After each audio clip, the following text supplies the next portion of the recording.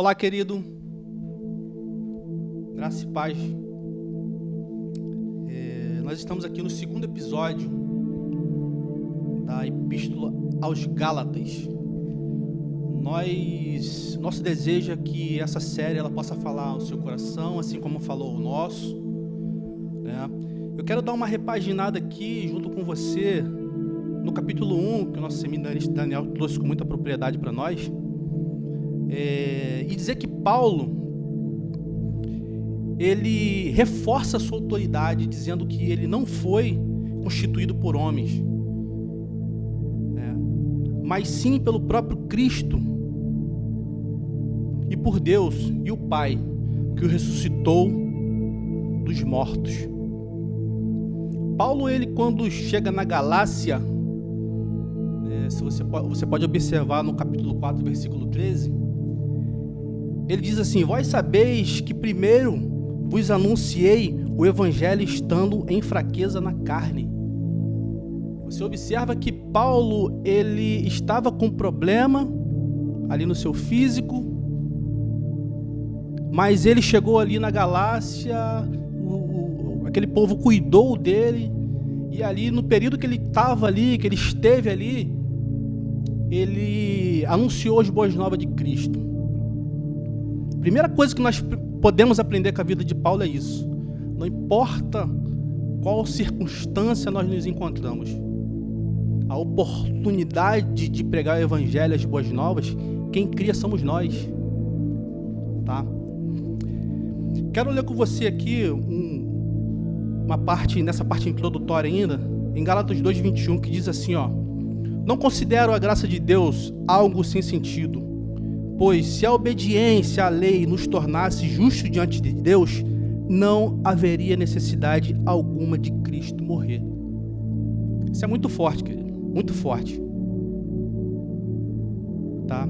E num contexto aqui bem introdutório, nós precisamos, nós temos aprendido com a nossa liderança, até com os nossos estudos, que a Bíblia ela precisa ser estudada e exposta, respeitando todo o seu contexto histórico, né? Pois é muito saudável, importante respeitar e entender para quem e para qual objetivo essas palavras foram destinadas, né? Ali naquele contexto da Galácia ali, Paulo ele trata de alguns assuntos, né, que aí eu separei aqui para a gente conversar um pouco, que diz aqui do capítulo 2, no versículo de 1 a 10, nós temos ali a autoridade apostólica de Paulo. Paulo ele reforça a sua autoridade, né? E no capítulo 2, do versículo 11 a 21, a gente vai analisar ali um confronto que Paulo teve com Pedro, a respeito até mesmo de uma certa passividade que Pedro deixou acontecer naquele momento, né? Queridos, Paulo é um aprendiz de Gamaliel. Gamaliel era um líder, muita autoridade ali no Sinédrio, no meado do século I, né? E muito conhecido, doutor da lei, conhecido da Torá. Paulo conhecia a Torá. Paulo era judeu, tinha dupla nacionalidade, judeu romano. Paulo não foi escolhido entre os 12, e certamente muito questionado sobre seu ministério apostólico. Eu acho que uma das questões mais intrigantes em todo esse contexto aqui, quando Paulo ele reforça o seu apostolado, é porque muitas pessoas realmente tinham esse preconceito sobre Paulo, né? Paulo que outrora andava perseguindo crente, e agora Paulo está lá anunciando a palavra de Deus. Paulo não foi escolhido entre os 12. Ele deixa bem claro que ele foi nomeado pelo Senhor, né? E existia um certo preconceito nessa escolha de Paulo. Agora Paulo ali, ele enfrenta uns problemas seríssimos que estavam acontecendo ali e ocorrendo nas igrejas da Galácia, né? E Paulo, com essa preocupação, ele procura divertir os crentes, né? Ele ali junto com os irmãos em Jerusalém, ele cria ali ele elabora ali a epístola, a carta, e envia, né, a igreja da Galácia, né? Porque Paulo, a preocupação de Paulo ali naquele momento era sobre o afastamento a respeito da da graça e salvadora de Cristo, né? O afastamento ali daquele povo a respeito da implantação da lei, até mesmo por uns falsos crentes, né? Uns falsos irmãos, assim ele relata, né? E ali existia um conceito muito interessante, porque aqueles crentes, eles estavam ali na Galácia pregando uma palavra diferente do que Paulo pregava. Paulo, quando ele teve um encontro ali no caminho de Damasco, ele entendeu, primeiramente, que o chamado dele foi direcionado por Deus, né? E também que a salvação dele não era, por mais que ele fosse judeu, a salvação dele não estava aprisionada aos princípios que outrora ele seguia. Ele era judeu e ele cumpria todos aqueles requisitos da lei, né? E Paulo teve essa preocupação de enviar essa carta junto para a Galácia, justamente por essa preocupação, porque ele observava ali que os crentes, eles estavam já se desviando, né? Eles estavam se desviando por conta desse de seguir ou abandonar a questão da graça, né? A questão da graça e voltar a praticar as coisas que seriam antigas, né? E que você pode até perguntar, mas o que seriam essas práticas, esses falsos ensinos, o que esses crentes estavam ali falando para o povo da Galácia, né? E nós vamos falar aqui da questão da justificação pela fé, ou seja, a salvação dos gentios, que seria o povo da Galácia, só seria completa se seguisse os mandamentos da lei mosaica, né? Que ali tinha a circuncisão, né? A guarda de determinadas dias, restrições de algumas alimentações, né? E esse povo, eles estavam tentando implantar dentro um conceito dentro da Galácia, sendo que a Galácia, quando Paulo entrou na Galácia, ele implantou os fundamentos de Cristo na Galácia. Então ele estava tentando combater todo esse levante do povo, dos falsos irmãos dentro da Galácia, né? E aqui tem um dizer muito interessante do reverendo Augusto Nicodemos. Ele diz assim, a eficácia ou o sucesso da mensagem judaizante porque ela encontra eco no coração humano, pois o coração humano é avesso à ideia da graça, em que ele é salvo gratuitamente, livremente, sem mérito e esforço da parte humana. Então, o homem, por si próprio, né, ele ainda entende que é necessário um toque humano com o intuito de ajudar a vontade de Deus. E eles carregavam isso dentro do coração, esses falsos homens ou os cristãos, os judeus cristãos convertidos ali ao cristianismo. Eles aceitaram a Cristo, mas eles ainda carregavam dentro de si a lei. Ou seja, havia ali uma distorção, porque outrora a graça, ela libertava o homem, ela trazia libertação para o homem, liberdade livre, o homem era livre em Cristo. Mas ali os cristãos, judeus, convertidos ao cristianismo, eles ainda carregavam isso no coração, e eles tentaram implantar essa prática da lei no povo gentil. E aí Paulo, além de enfrentar, né, os desvios de alguns irmãos, ainda tem que combater esses cristãos que estavam levando esses falsos ensinamentos para a Galácia. Eles distorciam ali as boas novas igrejas a respeito da justificação pela fé, tudo anunciada pelo apóstolo Paulo. Com tudo isso, Paulo retorna a segunda vez aí, na segunda vez, lá no capítulo 2, diz assim que Paulo ele retorna a segunda vez para a cidade de Jerusalém, e chegando lá aos líderes de Jerusalém, ele leva ali o trabalho, mostra ali para o povo, para os líderes de Jerusalém, todo o trabalho que ele realizava com os gentios, né, onde ali eles receberam um incentivo do apostolado de Paulo ali na pregação dos incircuncidados, né? E reforçando ali a questão do apostolado de Paulo. Paulo, ele não tinha dúvida do chamado dele para o apostolado.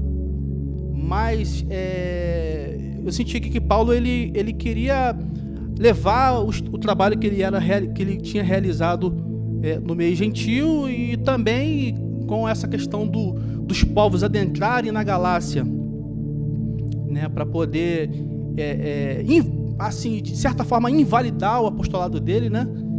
Paulo, ele leva esse assunto para Jerusalém, para os líderes. Paulo chega lá, né, e começa a relatar, ó. Ele diz assim, ao contrário, eles viram que havia me sido confiado a responsabilidade de anunciar as boas novas aos gentios, assim como a Pedro tinha sido confiada a responsabilidade de anunciar as boas novas aos judeus, né? Deus, ele tem suas formas de trabalhar, né, querido? E com cada um de nós. Por vezes nós buscamos entender o propósito na nossa vida, né? Mas o melhor propósito é que nós sejamos sempre submissos à vontade de Deus. Paulo, ele sempre teve isso em mente, que por mais que alguém, por mais que ali naquele momento ele sofresse ali uma opressão dos próprios judeus cristãos, os falsos, ele tinha em mente que ele era chamado por Deus, que a confirmação do apostolado dele foi feita por Deus. E assim, isso, ele diz que aquilo não intimidou a vida dele, não. Aquilo não, aquele avanço dos povos, dos falsos crentes, tentando implantar a lei na Galácia, aquilo ali não invalidou ele de seguir. A palavra diz que eles tiveram ali eles combateram aquilo ali, e aquilo ali não teve problema nenhum para eles. Eles deixaram aquilo ali e seguiram anunciando as boas novas de Cristo, né? Mas existe aqui algo interessante, que Paulo, quando ele leva isso ali aos apóstolos, né? Lá em Atos 15 diz assim, 15:24, soubemos que alguns homens que dali saíram sem nossa autorização têm perturbado e inquietado vocês com seu ensino. Eles andavam ali confrontando os ensinamentos de Paulo, e praticamente esses ensinamentos, ali o concílio, ele não sabia disso tudo, não sabia de todas essas práticas desses irmãos, esses falsos irmãos que chegaram lá na Galácia e anunciaram essas práticas que seriam contrárias da vontade de Paulo, do que Paulo fazia, né? E Paulo levantou essa questão fortemente ali junto com os irmãos que se infiltraram ali no meio, né? Mas só que, como eu disse, isso daí não invalidou o Paulo de seguir com o ministério, né? Querido, é notório que Paulo, ele enfrenta nessas pressões pelo fato até do seu ensino ser divergente das práticas judaicas. Ele era judeu, mas quando ele reconheceu a Cristo, o ensino dele foi diferente. Foi diferente daquilo que os judeus pregavam, né? Porém, ele declara que em nenhum momento essas práticas essa prática dele das boas novas e controvérsia com as práticas que os judeus praticavam e queriam lançar sobre a cidade da Galácia, o povo da Galácia, aquilo ali não invalidou ele, não deixou ele não diminuiu ele em nada. Pelo contrário, reforçou ainda mais a tese da pregação das boas novas, né? E ter uma nova vida, querido, ter uma nova vida em Cristo, e porém continuar legalista com as velhas práticas e divergindo das boas novas de salvação, podemos considerar que ainda estamos presos ao velho homem. Ou seja, esses cristãos judeus convertidos ao cristianismo, que ainda carregavam no seu coração as velhas práticas, eles ainda não eram libertos totalmente. Eles não eram libertos, eles carregavam como que pode você confiar em dado momento que você segue ali a fé A salvação ela é pela fé e em outro momento você carregar os seus velhos costumes. Seus velhos costumes. Então isso aí, querida, é algo que a gente precisa tomar cuidado. E todo esse relato nos mostra que os judeus convertidos ao cristianismo ainda faziam essas velhas práticas. Eles consideravam isso como um pilar de salvação. Esse era o confronto desses irmãos junto com o povo da Galácia. Esse era o confronto deles, porque eles queriam implantar isso no povo. Mas Paulo tem a preocupação de advertir, por quê? Porque possivelmente alguns cristãos já ali na Galácia já teriam se desviado, já teriam voltado para a velha prática. E isso foi muito sério, isso acendeu. Paulo disse que ele queria estar ali, quando ele escreve a carta para a Galácia, ele queria estar lá para comentar isso com o povo. Mas ele não pôde estar lá, ele escreveu junto com os irmãos, mandou essa carta para lá. E Paulo ficou preocupado com isso, e a gente precisa entender que esse evangelho de Cristo, que nos salva pela graça, ele precisa ser verdadeiro, querido. Ele precisa ser verdadeiro, porque dado momento você está seguindo a fé com Cristo, mas se você estiver ainda carregando as mazelas do pecado, querido, desculpe me dizer, mas você ainda não está liberto. Você precisa receber a Cristo de fato, seguir e crer que a salvação é pela fé. Você precisa ter fé para isso.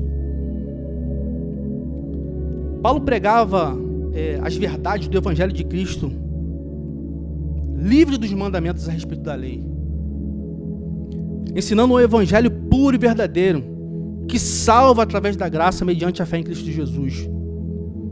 Pois nenhuma obra humana através da lei seria o suficiente a ponto de merecer a salvação.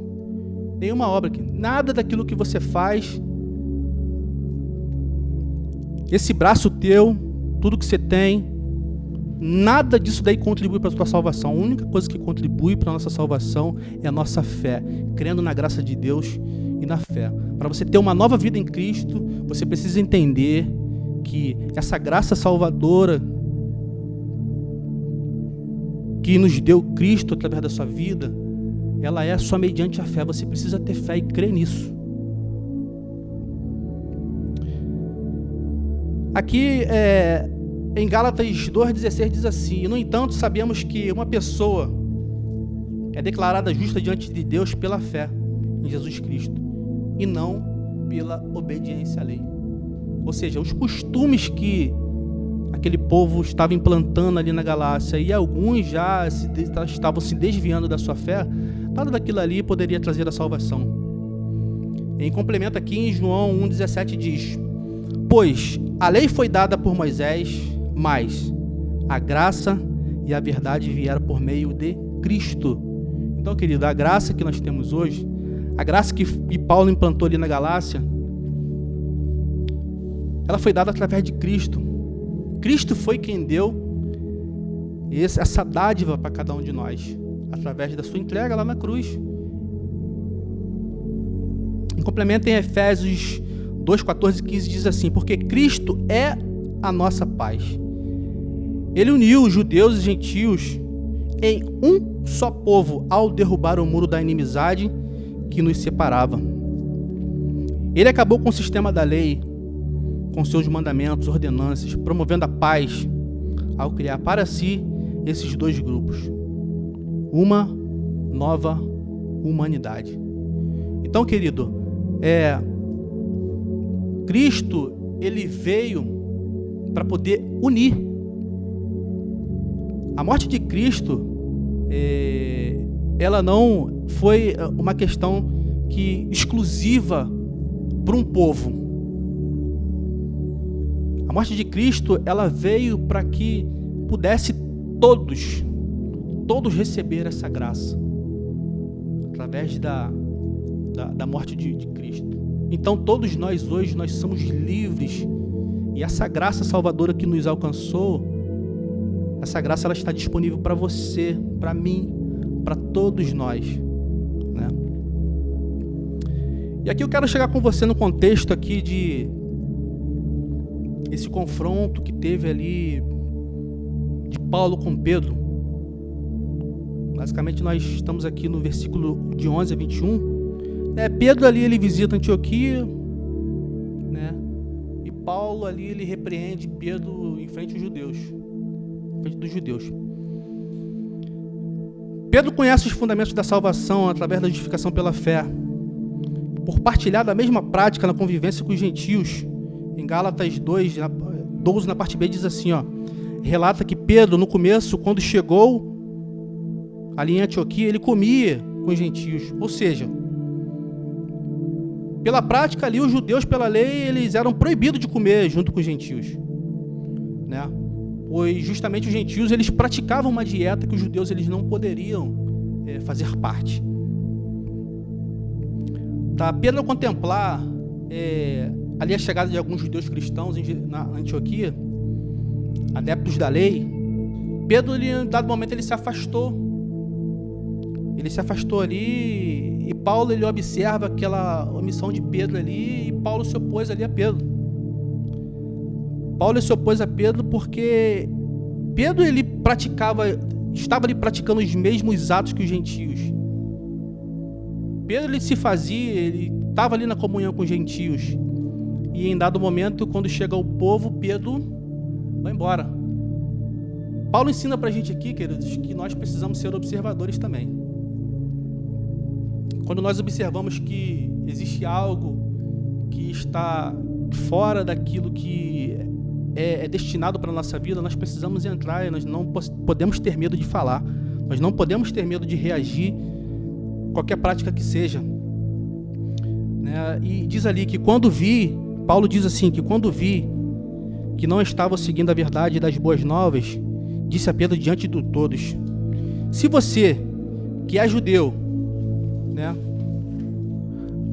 nascido, vive como gentio e não como judeu, por que agora você obriga esses gentios a viverem como judeus?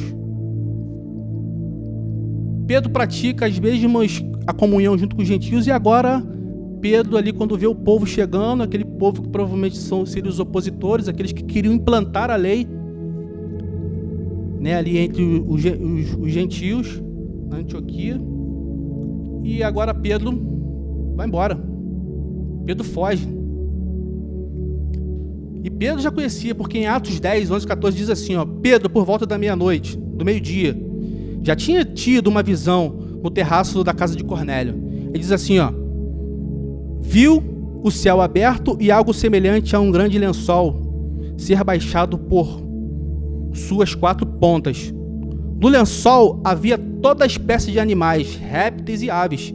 Então uma voz lhe disse: levante-se, Pedro, mate e coma. E Pedro disse assim: de modo nenhum, Senhor, respondeu Pedro, né? Jamais comi coisa alguma que fosse considerada impura, né? O Senhor já tinha mostrado ali a Pedro que a salvação não contemplava somente o povo judeu, mas a salvação ela também contemplava os gentios através dessa visão.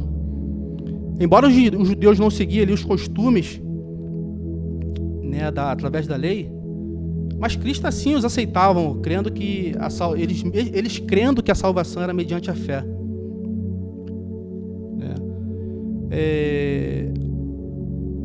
Às vezes, as nossas verdades, querido, do Evangelho de Cristo, nós não temos como negociar. Isso não dá para negociar. Nós não podemos ser passivos como Pedro foi ali naquele momento.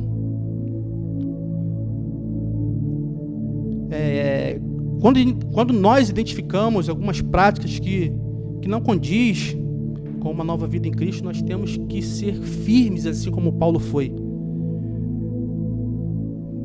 Hoje até hoje até evitamos ter tipo de atitude como Paulo, de chamar a atenção na frente de todos.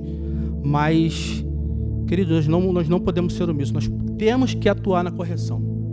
Esse é o nosso papel. Cristo nos chamou para fundar as boas novas, plantar as boas novas, e nós também sermos guardiões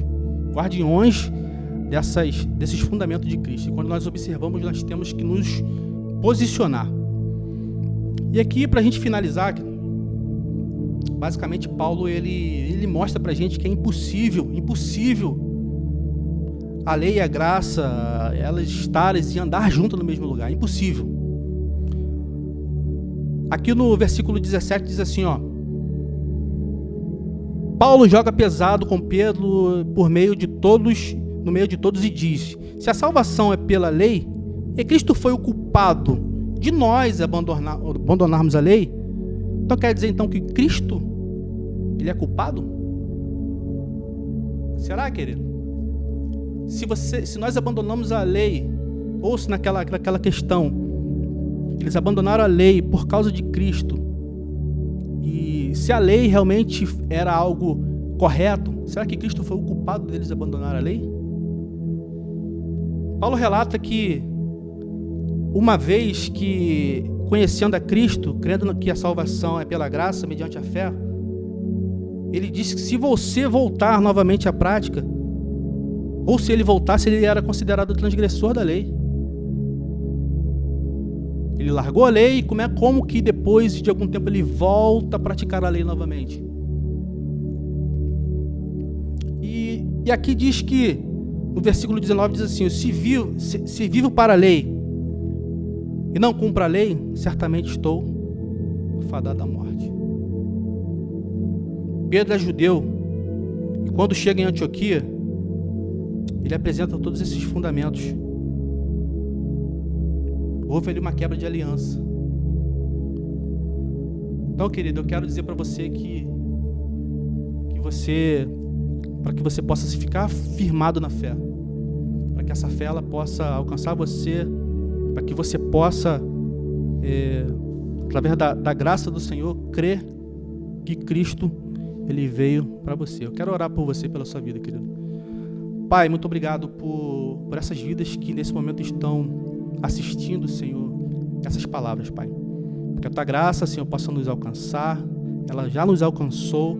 Pai, que nós possamos sermos, Senhor, consolidados na fé, Senhor. Que nós possamos, ó Deus, ficar com o nosso coração firmado em Ti, Pai. Abençoa a nossa vida, que nós possamos, ó Deus, fazer valer essa fé e a Tua entrega na cruz, ó Deus, em favor da nossa salvação, Pai. Muito obrigado por tudo, em nome de Jesus. Que Deus possa abençoar a tua vida, querido, em nome de Jesus.